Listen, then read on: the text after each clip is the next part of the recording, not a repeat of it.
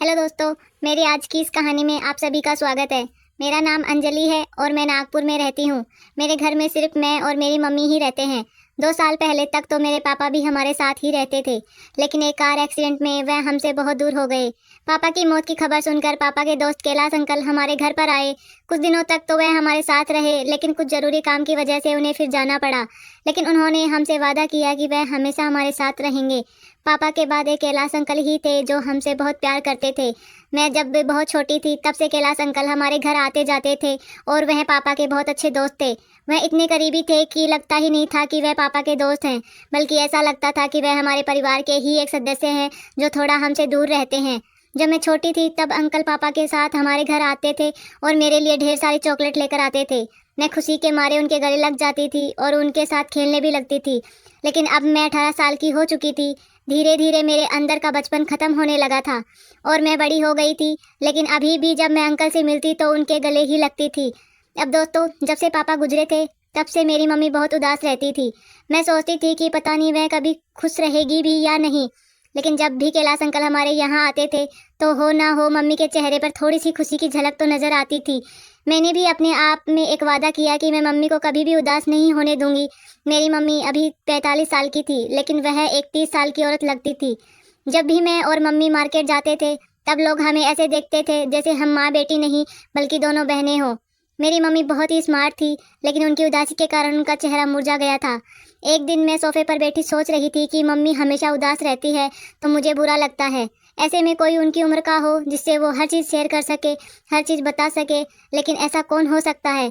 मैं ये सोच ही रही थी, तभी मेरे मन में ख्याल आया कि क्यों ना मैं कैलाश अंकल से बात करूं। मैंने बिना कुछ सोचे समझे कैलाश अंकल के पास कॉल कर दिया। पहले तो अंकल ने मेरी कॉल रिसीव नहीं की, इसलिए मैंने सोचा कि अंकल अपने काम में बिजी होंगे। मैं ये सब सोच ही रही थी, तभी मेरे फ़ोन की बेल बजी और मैंने देखा कि स्क्रीन पर कैलाश अंकल की कॉल आ रही है। मैं उनकी कॉल देखते ही बहुत खुश हो गई और जल्दी से कॉल रिसीव कर ली। मैंने जैसे ही कॉल रिसीव की तभी उधर से अंकल बोल पड़े, सॉरी बेटा, मैं थोड़ा मीटिंग में बिजी था, तभी तुम्हारी कॉल रिसीव नहीं कर पाया। मैंने कहा कोई बात नहीं अंकल, आपने वापस कॉल तो कर ही दिया। तभी अंकल कहने लगे, अरे कैसी बात कर रही हो बेटा, अगर मैं तुमसे बात नहीं करूँगा तो किससे करूँगा, मेरा है ही कौन इस दुनिया में। वैसे दोस्तों, मैं बता दूं कि कैलाश अंकल की शादी 1 साल बाद ही उनकी पत्नी से तलाक हो गया था और अभी वो सिंगल ही रहते हैं। मेरे पापा ने कई बार उनको दूसरी शादी के लिए बोला भी, लेकिन उन्होंने मना कर दिया। फिर मैं अंकल से कहने लगी, अंकल अगर आप बुरा ना माने तो मैं आपसे कुछ बात करना चाहती हूँ। अंकल कहने लगे, बोलो ना बेटा, क्या बात है।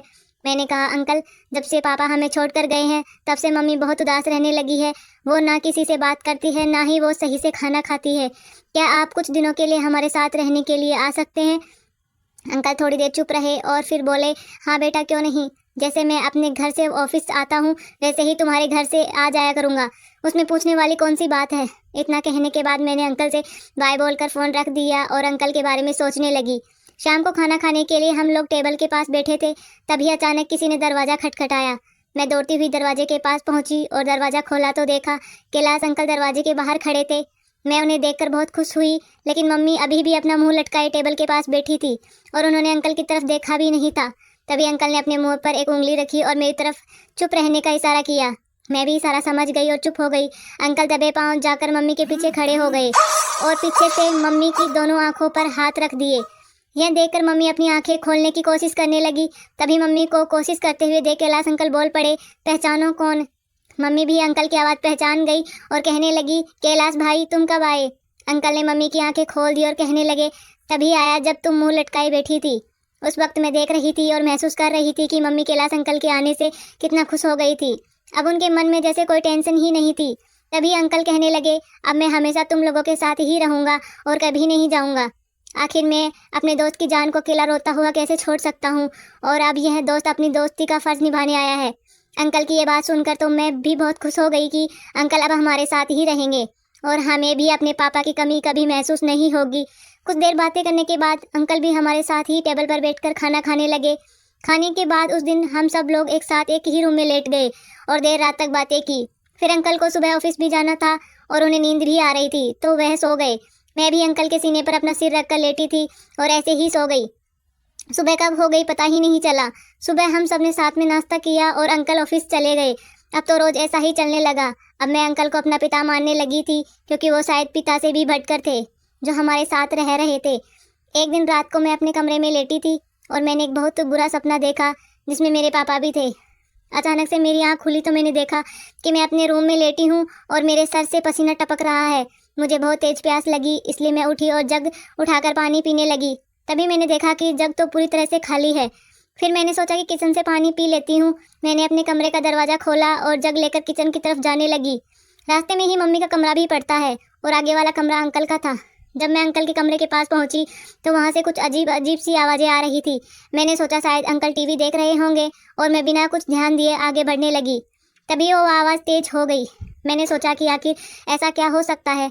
फिर मैं वापस अंकल के कमरे के पास पहुंची तो मम्मी की आवाज़ें सुनाई दे रही थी। मैंने सोचा कि इतनी रात में मम्मी अंकल के कमरे में क्या कर रही होगी। मैंने अपने एक कान को दरवाजे से थोड़ा सटा दिया और अंदर की आवाज़ सुनने की कोशिश करने लगी। तभी मुझे कुछ साफ साफ आवाज़ सुनाई देने लगी।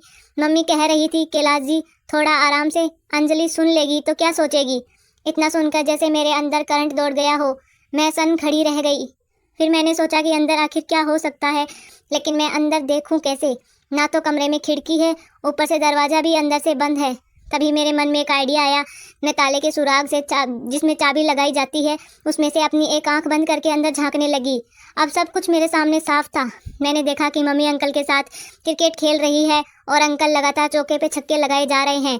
यह सब देखकर मैं चौंक गई कि ऐसा भी कुछ हो सकता है। यह सब देखकर मेरा हाथ उस जगह पहुंच गया जहां नहीं पहुंचना चाहिए था और मैं खुद के होश खो बैठी। थोड़ी देर बाद मम्मी बिस्तर पर बेतहासा लेट गई और अंकल से कहने लगी, कैलाश भाई अब आप हमें कभी छोड़कर मत जाना। अंकल भी कहने लगे, मैं अब कहीं नहीं जाऊंगा, मैं हमेशा तुम्हारा और अंजलि का ख्याल रखूंगा। अब अंकल माँ से बात कर रहे थे। तभी मैं भी थोड़ा अपने होश में आई और वहाँ से निकल गई। मैंने किचन से पानी लिया और चुपचाप अपने कमरे में आकर लेट गई। अब नींद मेरी आंखों से कोसों दूर थी, क्योंकि अब बार बार वही मंजर मेरे सामने आ रहा था। इधर उधर करवटें बदलते बदलते कब सुबह हो गई पता ही नहीं चला। आज मैं अंकल के उठने से पहले ही उठ गई और बाथरूम में जाकर नहा धो ली। आज मैंने एक हल्की नीले रंग की ड्रेस पहन ली जिसमें मैं बहुत खूबसूरत लग रही थी। ड्रेस थोड़ा ट्रांसपेरेंट थी, इसलिए सब कुछ साफ साफ दिख रहा था। जब मैंने बाथरूम का दरवाज़ा खोला तो मैंने देखा कि अंकल सोफे पर बैठे नाश्ता कर रहे थे। मैं बाथरूम से टॉवल को अपने गीले बालों में लपेटकर बाहर आ गई और अंकल के सामने आकर खड़ी हो गई। मैंने अंकल से पूछा, अंकल कैसी लग रही हूँ। अंकल ने मुझे अच्छे से देखा और कहा, अरे वाह अंजलि बेटा, आज तो तुम बहुत खूबसूरत लग रही हो। यह सुनकर मैं भी बहुत खुश हो गई और अंकल के पास जाकर बैठ गई। फिर अंकल ऑफिस जाने लगे तो मैं जल्दी से उठकर अंकल के गले लग गई और थोड़ा अपना दबाव अंकल पर डाला, जिसे अंकल कुछ अलग महसूस कर रहे थे। दोस्तों, इसके आगे बहुत मज़ा आने वाला है, तो कहानी में हमारे साथ बने रहिएगा। भाग 2 में हम बताएंगे कि अंकल कैसे मेरे पिता बन गए और अंकल के साथ मैंने भी क्रिकेट खेला, जिसमें मम्मी भी हमारे साथ थी और उन्होंने मेरी बहुत मदद की। तो दोस्तों, मिलते हैं अगले भाग में। आपको यह कहानी पसंद आई हो तो इसे लाइक करें और अपने दोस्तों को शेयर करें। हर रोज़ ऐसी ही रोमांचक कहानियों के लिए हमारे चैनल को सब्सक्राइब करें और बेल आइकन दबाना ना भूलें, ताकि आप हमारी कोई भी कहानी मिस ना करें। धन्यवाद।